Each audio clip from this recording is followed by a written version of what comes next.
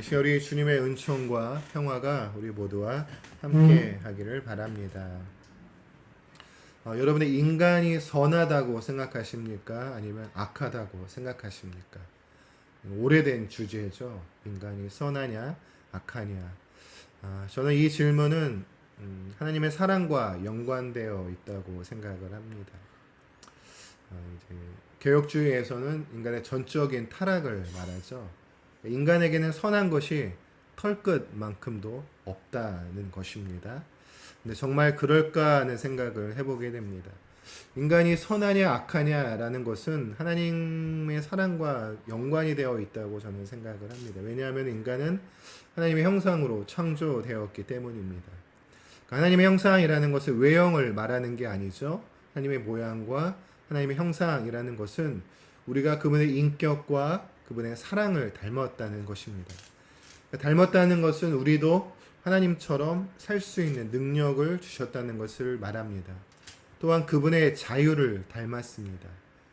근데 이 자유가 문제입니다. 여기서 자유라고 했을 때는 선을 행할 자유와 악을 행할 자유를 의미합니다. 하나님께서 우리에게 그 자유를 주신 거죠. 하나님께서 인간에게 죄를 지을 또 악을 행할 그리고 창조주 되시고 아버지 되시는 하나님을 배반할 가능성까지 지닌 자유를 주셨습니다. 왜 그랬을까요? 인간을 사랑하기 때문에 그렇습니다. 저는 개인적으로 이것을 하나님의 연약성이라고 표현을 합니다. 신학적으로는 이제 케노시스 신학이라고 하고 신적 자기 제한이라고도 합니다. 18세기 유대인 신학자였던 이삭 루리아는 침춤이라고 이야기를 했는데 하나님의 물러남이라는 거죠. 하나님은 완전하시지 않습니까? 그러니까 창조를 할 필요가 없어요. 그러니까 창조를 하기 위해서는 하나님께서 자신의 그 완벽한 세상에 빈 공간을 이렇게 만들어야 되는 거죠. 빈 공간이 바로 하나님의 물러남이라는 자기 제한이고 또 하나님의 연약함일 수 있는 거죠. 굳이 그럴 필요가 없는데 자기 자신을 비움으로 비워진 공간에 이 세계를 만드신 겁니다. 그리고 다들 우리가 사랑하지 않습니까? 우리가 자녀들을 또 사랑합니다. 그런데 보면은 사랑하는 사람 사이에서 더 많이, 더 진실되게 사랑하는 사람이 보통 약자가 되는 경우를 보게 됩니다. 더 많이 사랑하는 사람이 이제 희생하게 되는 거죠. 그래서 사랑은 내리사랑이라고 하지 않습니까? 자녀가 부모를 위해 희생하기보다는 부모가 자녀를 위해서 희생하는 경우들이 많습니다. 사랑하지 않으면 희생하지 않고 또 약해지지도 않습니다. 자기 고집과 자기 자신만 주장할 따름입니다. 하나님도 마찬가지죠. 하나님 우리를 사랑하기 때문에 하나님 당신이 연약해질 수밖에 없었어요. 인간의 자유로운 결정으로 선택도 받고 버림도 받도록 말이죠. 하나님 스스로 완전하게 계셨는데 인간을 만드셔서 그 인간에게 자유를 주셔서 그 인간이 결국 하나님을 배반하게 되었다라는 거죠. 다시 처음의 질문으로 돌아가도록 하겠습니다. 그럼 인간은 선할까요? 악할까요? 저는 결정적으로 인간의 선택에 달려 있다고 생각을 해요. 인간은 선하냐 악하냐라는 그런 문제라기보다는 우리가 오늘 하나님과 함께하는 삶, 하나님의 사랑에 거하는 삶, 하나님과 교제하는 삶, 하나님의 말씀에 귀를 기울이는 삶, 하나님께 기도하는 삶, 하나님을 선택하고 그렇게 산다면 오늘 우리는 선합니다. 그러나 반대라면 오늘 우리는 악합니다. 이 말이 의미하는 것은 인간은 악하냐 선하냐로 결정할 것이 아니라 인간에게는 선과 악을 향할 경향성이 저는 내포되어 있다라고 말씀을 드리고 싶습니다. 그래서 오늘 우리는 선을 행할 수도 악을 행할 수도 있습니다. 인간은 선을 행할 수도 있고 악을 행할 수도 있습니다. 그리스도인인 우리 역시도 선을 행할 수도 있고 악을 행할 수도 있습니다. 오늘은 그렇게 선과 악을 행할 자유와 능력을 가진 우리 인간들이 이 세상에서 저지른 일이 무엇인가를 좀 살펴보고 그런 인간을 향한 하나님의 계획은 무엇인가를 함께 나누도록 하겠습니다. 여러분이 생각하기에는 어떻습니까? 지금 우리가 또 여러분이 몸담고 있는 이 세상은 살기 좋은 곳일까요? 아니면 살기에 나쁜 곳일까요? 각자 처해져 있는 상황에 따라 여기에 대한 답도 달라질 것입니다. 그러면 오늘 나만의 삶, 또 내 가정의 삶 말고 인류라는 이 공동체가 처한 세상은 살기 좋을까요? 나쁠까요? 희망적일까요? 절망적일까요? 대답은 저는 부정적이라고 생각을 합니다. 처음 인류였던 우리 아담과 하와가 살던 시대를 좀 보겠습니다. 여러분들의 에덴에서 아담과 하와가 살던 시대에 살고 싶습니까? 오늘 제 질문이 많죠? 대답을 안 하세요. 살고 싶다면 아마도 그 이유는 그때 거기가 천국이지 않았을까 하는 생각 때문이라 여겨지는데, 그럴 수도 있겠지만 저에게 에덴은 천국이라기보다는 우리가 사는 세상의 원형이라는 생각을 해보게 됩니다. 아담과 하와는 그곳에서 하나님과 동행하며 교제하며 살았습니다. 그러나 그들에게도 선과 악을 향한 경향성이 공존했습니다. 결국 어떻게 했습니까? 하나님을 배반하게 됩니다. 제가 이제 영상을 이렇게 찍으면 서울 목사님께서 올리면 제가 이렇게 들어봅니다. 그래서 설교하는 제 표정이나 아니면 제 이 제스처나 아니면 저의 발음을 제가 이렇게 유심히 보는데 안 되는 발음들이 몇 개 있는데 그 중에 하나가 하나님이더라고요. 하나님. 들으면 한님 이렇게 들려요. 그래서 오늘부터 좀 신경을 써야 되겠다라고 생각을 하고 제가 하나님이라고 꼬박꼬박 지금 이야기를 하고 있습니다. 아담과 하와에게 선을 택할 또 악을 택할 자유가 주어졌어요. 그런데 그 자유로 하나님을 배반하게 됩니다. 여기서 우리가 깨닫게 된 바가 인간은 처음부터 잘못된 선택을 했다는 거죠. 늘 잘못된 선택으로 악을 택하게 되는 겁니다. 지금 만연하는 세상을 보니까 인간들의 죄가 성서의 표현으로 말하면 관영했다, 가득 차 있다라고 이야기를 합니다. 그 모습을 보면은 인간은 전적으로 타락한 존재구나라고 결론을 내릴 수밖에 없는 거죠. 그래서 인간 스스로 선을 행할 그 어떤 능력도 없음을 신학에서는 말하게 됩니다. 하나님께서 인간에게 능력을 주셨지만 인간들 스스로가 무능력한 삶을 살아가게 되었습니다. 그 결과가 어떻습니까? 인간이 찬란한 문명과 문화를 이루었다고 하지만 과연 그것들이 인간들 스스로에게 어떤 도움이 되고 있냐는 것입니다. 인류의 소수에게만 혜택이 주어졌을 뿐입니다. 대다수 사람들은 그 소수를 살리기 위해서 오늘도 희생하고 있습니다. 오늘 인간의 생존은 파괴를 기초로 하고 있다고 생각합니다. 그러니까 내가 살기 위해서 더 많이 벌고 돈을 더 많이 모으고 이를 통해 누려야 하는데 그 누림에는 타인의 파괴와 생태계의 파괴를 기초로 하고 있습니다. 예를 들어 먹는 것을 살펴보도록 하겠습니다. 사실 우리가 먹는 것 자체가 다른 것의 파괴라는 거죠. 육식이든 채식이든 마찬가지입니다. 그러니까 어떤 존재를 말살해야지만 오늘 내가 살아갈 수가 있습니다. 누리고 사는 것도 마찬가지입니다. 대다수의 사람들이 더 많이 누리기 위해서 더 많은 돈을 원하게 됩니다.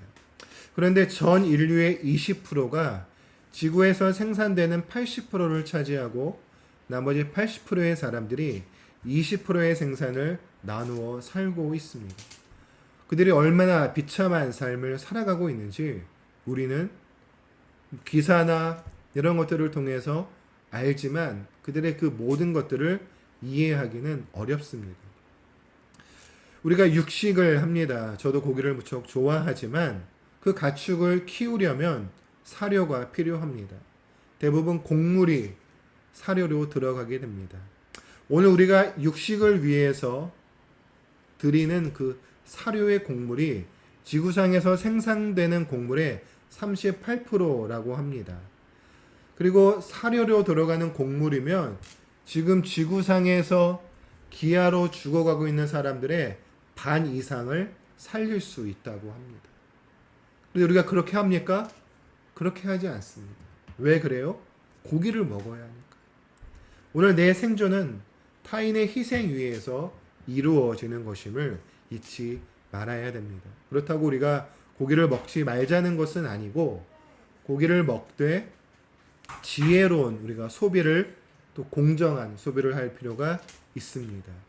여하튼 인간의 생존은 타인의 파괴에 기초하고 있습니다. 결과적으로 인간들이 이룩해 놓은 그 모든 문화, 과학 기술은 오히려 인간을 파괴하기에 이르렀습니다. 인간의 역사 그리고 하나님의 창조를 통해 인간들 스스로에게 주신 자유라는 능력은 인간들 스스로가 무능력하고 무기력하다는 것을 반증하고 있습니다. 그렇다면 인간은 이렇게 무능력하고 무기력하게 살다 죽어야만 합니까? 아닙니다. 여러분, 은혜가 왜 은혜입니까? 인간의 무능력과 무기력 속에 발견하기 때문에 그것이 바로 은혜입니다. 인간의 능력으로는 얻을 수 없는데 주시니까 그게 바로 은혜인 거죠. 혼자의 힘으로 아무것도 할 수 없는데 우리가 할 수 있는 것이라면 파괴밖에 없는데 악을 행하는 것밖에 없는데 우리가 선을 행할 수 있도록 나를 찾아주시니까 그것이 바로 은혜가 됩니다. 본문으로 들어가겠습니다. 오늘은 탕자의 비유라 불리는 본문만 읽었지만 사실 오늘 말씀의 본문은 누가복음 15장 전체입니다. 누가복음 15장에 어떤 비유가 나오죠? 잃은 양의 비유가 나오고 잃은 동전의 비유가 나오고 잃은 아들의 비유가 나오고 있습니다. 이 세 가지 이야기의 초점은 두 가지예요. 하나는 무기력하고 무능력한 인간이고 다른 하나는 하나님의 은혜입니다. 그러나 하나의 이야기죠. 인간은 무능력하고 무기력하기 때문에 하나님의 은혜가 필요하다는 겁니다.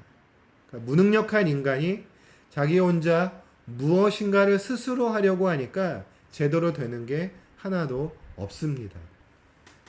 오늘 본문 말씀은 사실 예수님의 시각에서 서술이 되었습니다. 15장 1절 말씀해 보니까 세리들과 죄인들이 모두 예수의 말씀을 들으려고 그에게 가까이 몰려들었다. 예수님께서 세리와 죄인들과 이제 모여서 그들에게 말씀을 하시고 먹고 마시고 즐거워하는 시간을 갖고 있는데 바리새인들이 그 모습을 보고 경악을 한 겁니다. 그리고는 이 사람이 죄인들과 먹고 마시는구나 라고 구시렁거리고 있습니다. 그러자 주님께서 이 바리새인들에게 세 가지 비유를 말씀하십니다.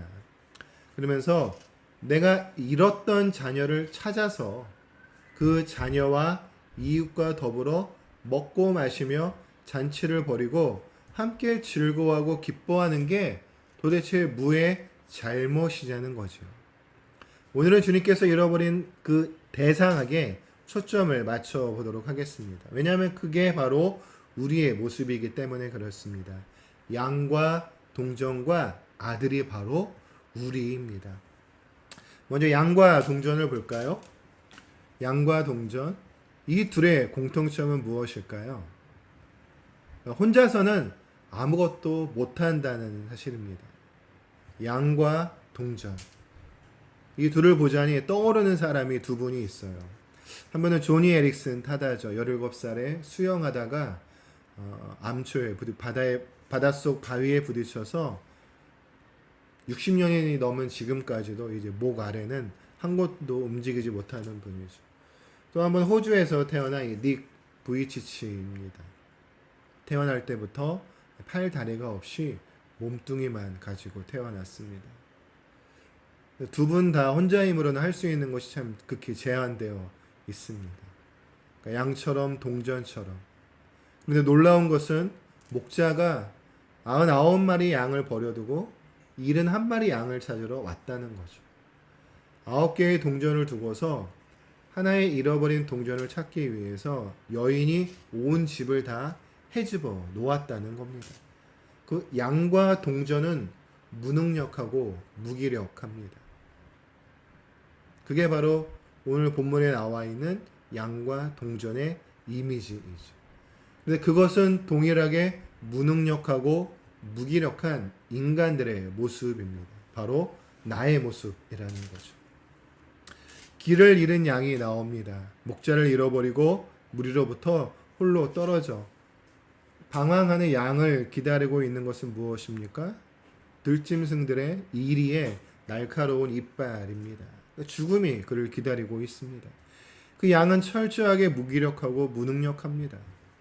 잃어버린 동전은 떨어져 멈춘 그곳에서 한치도 움직이지 못합니다. 그냥 그대로 먼지만 뒤집어 쓰여 사람에게 잊혀져 버리게 되는 거죠. 오늘 말씀의 제목이 책장 및 동전 한 입입니다. 여러분 그런 경험들 있으시죠? 책장을 이제 옮기거나 아니면 이사를 가야 돼서 장롱을 드러내면은 거기에 생각지도 못하게 많은 동전들이 있는 것을 보게 됩니다. 옷장 밑으로 들어간 동전은, 책장 밑으로 들어간 동전은 사람들 뇌리에서 잊혀지는 거지. 매일매일 그 안에서 먼지만 뒤집어 쓴 채 아무런 의미 없이 무기력하게 살아갈 수밖에 없는 겁니다. 그게 바로 오늘 우리들의 모습이라는 거죠. 그런데 우리는 인간이에요. 그렇죠?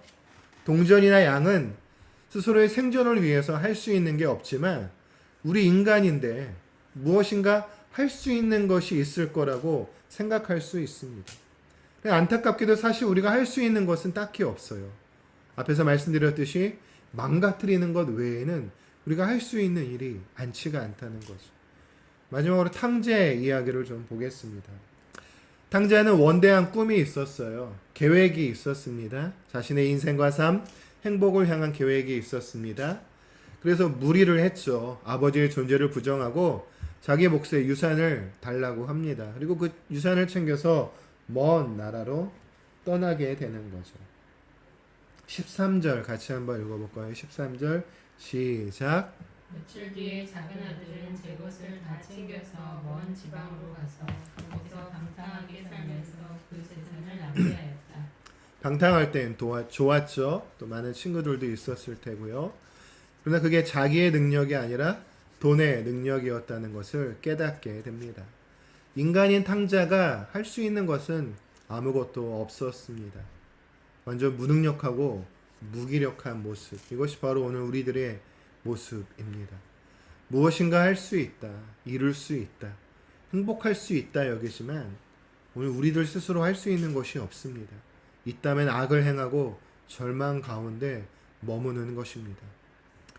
스스로 선택했든 불가항력적으로 주어진 것이든 지금 현실의 삶 속에 우리는 무기력과 무능력을 느끼고 살아갈 수밖에 없습니다.